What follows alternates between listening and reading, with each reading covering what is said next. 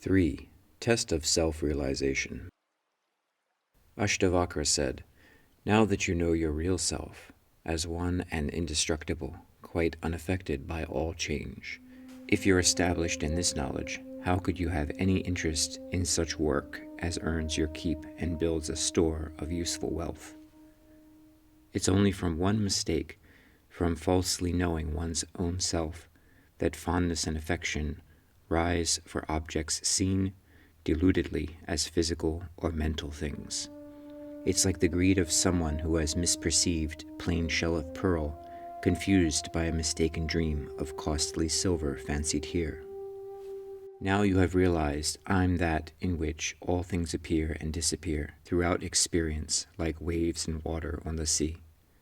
Then why should you keep running after things as though you were in need? Where self is known as pure awareness, its surpassing beauty shines in all its perfect clarity, unstained by any otherness.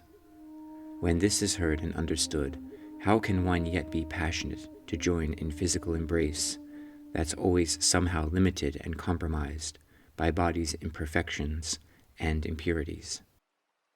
It's strange to see a sense of mindness, treating certain things as mine, remaining in a sage who knows oneself called I in everything and everything in that oneself. It's strange that one who's come to rest in final non-duality, who is established in the truth that makes one absolutely free, should yet keep leading in the world of people and society a life affected by desire, degraded by the artful games that the infatuated play. It's strange that someone, having reached that truth where time has come to an end, should live on impotent in time, awaiting fond desire to rise and drive all our activities, though having fully understood desire's partiality as contrary to knowing right. For one who is disinterested in this world perceived by sense and in the subtle realms beyond, who knows the truth that lives unchanged beneath all change of seeming things, and who awaits deliverance of body's final passing on, it's strange that, till the time is right, this same deliverance may be avoided and occasion fear.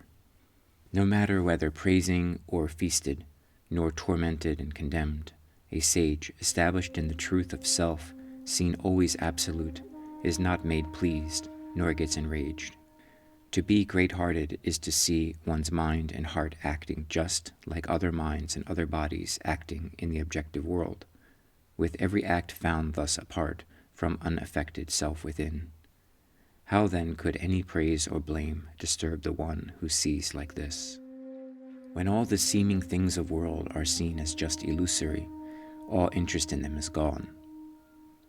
How then can one of deep conviction, past all vacillating doubt, be found to shake in fear and trembling, even face to face with death? For one whose greatness lies within, there's no desire left in mind, nor even for desirelessness.